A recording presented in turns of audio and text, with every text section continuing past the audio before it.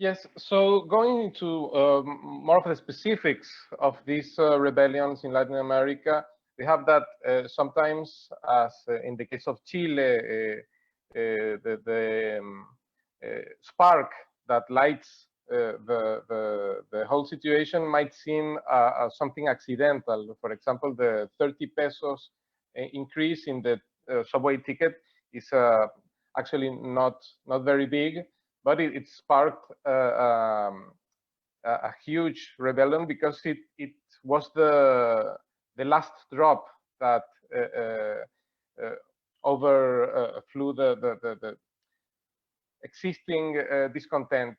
Really, in the case of Colombia, it's labor and retirement reform, fuel price increases in Ecuador and Haiti, or a more democratic struggle in terms of political confrontation with the government in the case of Puerto Rico. In all of these cases, repression has given way to a wider questioning of governments and regimes as a whole. But really, what is the background of all of this is that Latin America, as has been said, is the most unequal region in the world.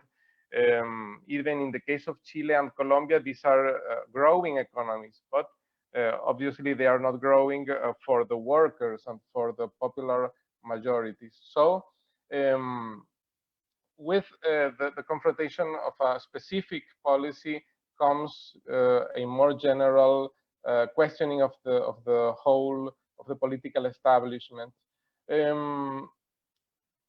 I think that it's important to say that workers have a very important participation in the struggles, even if mainly not through their own class organizations, but rather as part of the popular masses.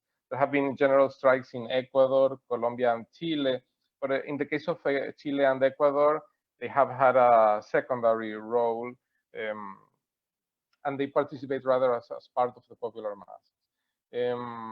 I think that the most advanced expressions of working class independence and militancy are, for example, the double power experience in Ecuador, where the indigenous organizations forced the government to go out of the capital, Quito, and go into another city. So we have actually a very clear image of two powers in the country.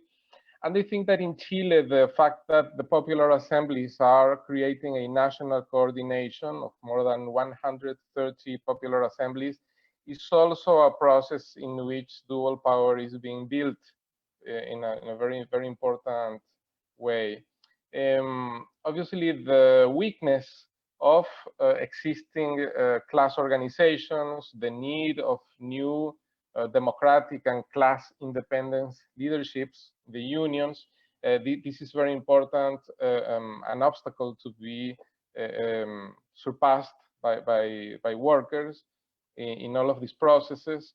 And also an obstacle is the function of reformist parties, class collaboration parties. We have already referred to the limitations these apparatuses had when in power, but also when they are in the opposition, they play a role which is really terrible. We have seen in Bolivia, for example, the MAS party, the party of Evo Morales, collaborating with the coup government, even recently extending its mandate in the parliament. In Brazil, the Workers' Party avoids using the general strike to defeat the labor reforms by Bolsonaro. So this is an important obstacle. Fortunately, in the case of Chile, there's a clear and massive class consciousness of the role that these parties play, and so that role has been very weak. Thank you, Simón. Jaime.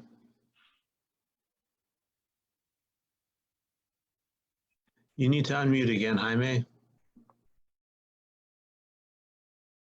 Mistake. Oh, I committed the same mistake. I had the sound turned off.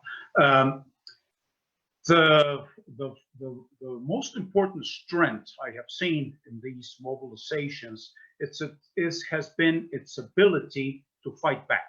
I mean, the incredible, almost incredible courage of demonstrators and of the movement that's against hideous repression. I mean, in Chile, 200 protesters, or probably more, were blinded or partially blinded because of the weapons that the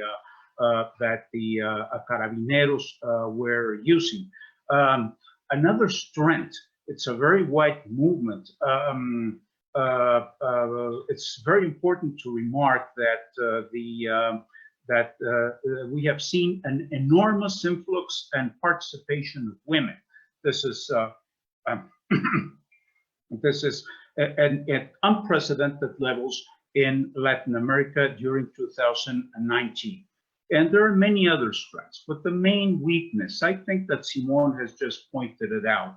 There are no large political forces that could lead struggles both in the electoral and in the streets, which are indispensable. There is no contradiction whatsoever in fighting electorally or participating in a constitutional assembly and at the same time have the mobilizations. By purely electoral means, we will go nowhere. I mean, it will just will be a trap, just like Juan has so vividly pointed out.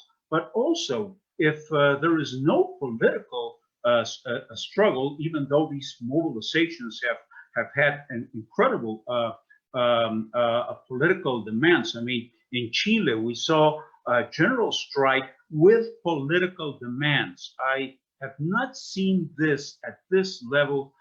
We would have to check historic facts, but probably since Bolivia in the 1950s, we had not seen this sort of mobilization for political demands. But we need to turn this into both a political and a mass force. And for this, a political party, which today is only incipient, for political building, which is only incipient, must be turned into a reality, or a coalition that we have sufficient force and cohesion in order to carry out these daunting tasks that we have in the immediate future.